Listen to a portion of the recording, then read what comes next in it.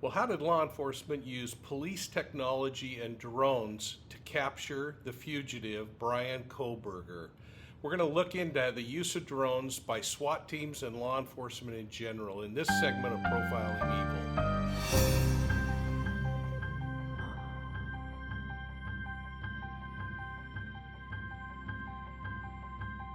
Well, hey everybody, welcome to Profiling Evil. I'm here in Washington, D.C. at my office. I happen to be just over my right shoulder here. You'll see the nation's capital. And I wanted to take a quick moment just to explain something that was talked about last night on News Nation with Ashley Banfield. I wasn't prepared for this question, but Ashley asked me about the use of drone technology in the middle of that police SWAT operation to arrest Brian Kohberger a few days ago.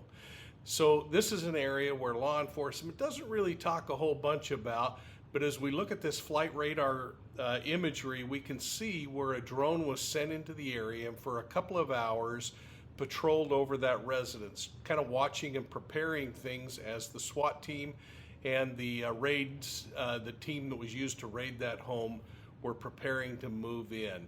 Now, the thing that's kind of interesting is you can see the flight pattern coming in, and then of course, that drone circling over and over again. Perhaps at one point slipping out to do either a battery change or to send a different drone in. But drones are really effective because they're quiet. They can hover or fly in a patrol pattern that really allows law enforcement to catch a lot of additional information. These things have been in use for a number of years and have proven to replace a whole bunch of really expensive equipment. In fact, in the state of Pennsylvania, the state police have 23 drones that they use for search and rescue operations, for surveillance, for collecting information that they might need for other kinds of operations. So they're really effective, and frankly, at the cost of a helicopter, you can get a whole bunch of drones up and cover a lot of ground really quietly. And think about that, quiet is the key word here, because those helicopters, when you hear those overhead, everybody looks up. A drone is almost undetectable. So I'm sure that that's why they used it in this particular instance. Hey, thanks for your support of Profiling Evil. Let's watch my segment with Ashley Banfield as we talked about this last night. Mike, go back to the planes for a minute. That we saw this today, an airplane circling for 2 hours. Let me ask the control room if we can get that video up, because I am mesmerized by it. 2 hours of circling above the Kohberger's home. And make no mistake, that is exactly where the Kohberger's home is. And for 2 hours, you can see the other planes flying past, flying around. That one is there for a reason. What do you make of that? Yeah, I wonder if that's just a drone that they put up to keep track of the area. I don't know that it would be a manned aircraft because, like you mentioned, Ashley, I think the sound would have alerted people to the presence of it. And you know, we have drone capability now that can fly for hours. So I suspect that was providing surveillance, hopefully streaming down. I thought the same thing, Mike. I thought the same thing. And then I thought, hold it.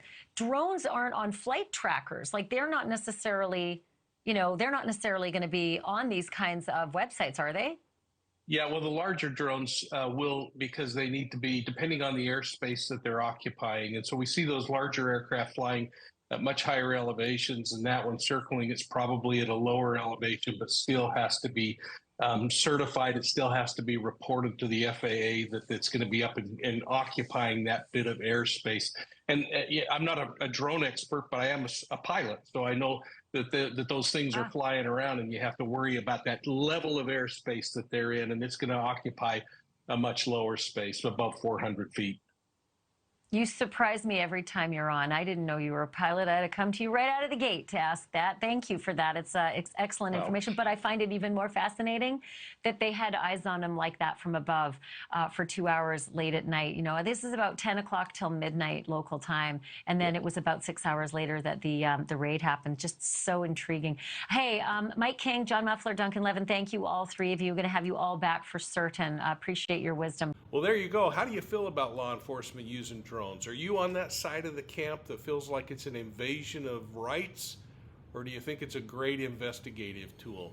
In this case, I'm sure it helped law enforcement. And here's a question I want to ask you in addition to that, and that is, I found it really interesting. I spoke about this in my video last night, but law enforcement, I believe, had to recover that white Hyundai Elantra from inside the garage. And it looks like from this aerial imagery that Elantra isn't out in the parking lot or out in the open, but there is what appears to be another family car. So that could support that kind of a theory and thought process. Who knows?